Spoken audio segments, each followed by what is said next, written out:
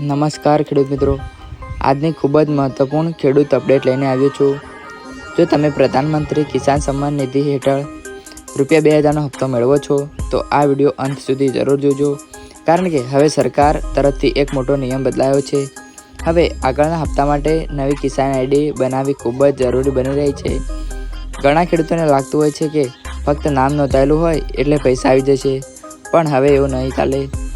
તાજેતરના અપડેટ મુજબ 2026માં farmer ID અને ઈ-કેવાયસી ફરજિયાત કરવામાં આવી છે, અને જો આ કામ અધૂરું હશે તો 2000નો હપ્તો અટકી શકે છે। પીએમ કિસાનમાં શું નવા બદલાવ આવ્યા છે? સરકાર હવે દરેક ખેડૂતનો ડેટા એક સરખો કરવા માગે છે, એટલે હવે ખેડૂતની ઓળખ માટે ફાર્મર રજિસ્ટ્રી ફાર્મર આઈડી ખૂબ જ મહત્વપૂર્ણ બની છે। આ ફાર્મર આઈડીથી સરકારને ખબર પડે છે કે ખેડૂતનું સાચું નામ, જમીનના રેકોર્ડો, આધાર કાર્ડ જોડાયેલ છે કે નહીં, બેંક ખાતું સચોટ છે કે નહીં। આ કારણે ખોટા લાભાર્થીઓને દૂર કરી શકાય છે। હવે આગળના 23મા હપ્તા માટે શું જરૂરી છે, જેમાં આગળનો હપ્તો મેળવવા માટે આ 3 કામ ખૂબ જ જરૂરી છે। કેવાયસી પૂર્ણ હોવું જોઈએ। જો ઈ-કેવાયસી નહીં હોય તો તમારા પૈસા અટકી શકે છે। આધાર કાર્ડ બેંક ખાતા સાથે લિંક કરાવેલું હોવું જોઈએ, કારણ કે ઘણા બધા ખેડૂતોના પૈસા આ રીતે અટકી જાય છે। ફાર્મર આઈડી તૈયાર હોવી જોઈએ, જે નવી સિસ્ટમ માટે ખૂબ જ મહત્વપૂર્ણ છે। જો તમારે ઘરે બેઠા મોબાઈલથી ઈ-કેવાયસી કેવી રીતે કરવું તો આ પ્રમાણે કરવું જોઈએ। પીએમ કિસાન વેબસાઇટ ખોલો, ઈ-કેવાયસી પર ક્લિક કરો, આધાર નંબર નાખો, ત્યારબાદ તમારા મોબાઈલ નંબર પર ઓટીપી આવશે, ઓટીપી નાખો અને કામ પૂર્ણ કરો। જો ઓટીપી ન આવે તો નજીકના CSC સેન્ટર પર પણ જઈ શકો છો। તાજેતરમાં પણ સરકારે સ્પષ્ટ કર્યું છે કે ઈ-કેવાયસી વગર હપ્તો અટકી શકે છે। હવે વાત કરીએ કે તમે ફાર્મર આઈડી કેવી રીતે બનાવી શકો છો।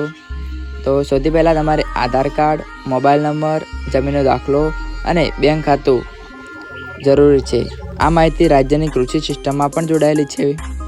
બીજી મહત્ત્વની ખાસ વાત એ છે કે 23મો હપ્તો ક્યારે આવી શકે।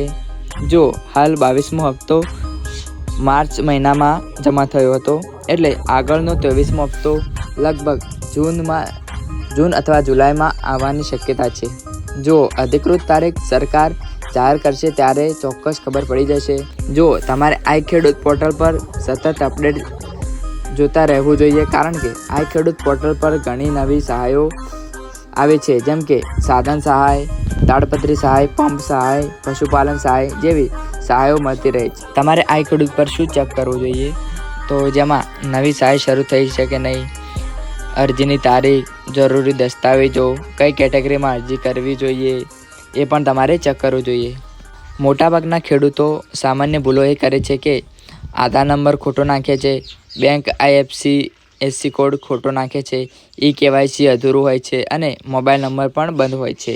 એટલે એકવાર બધું ચેક કરાવી લેજો।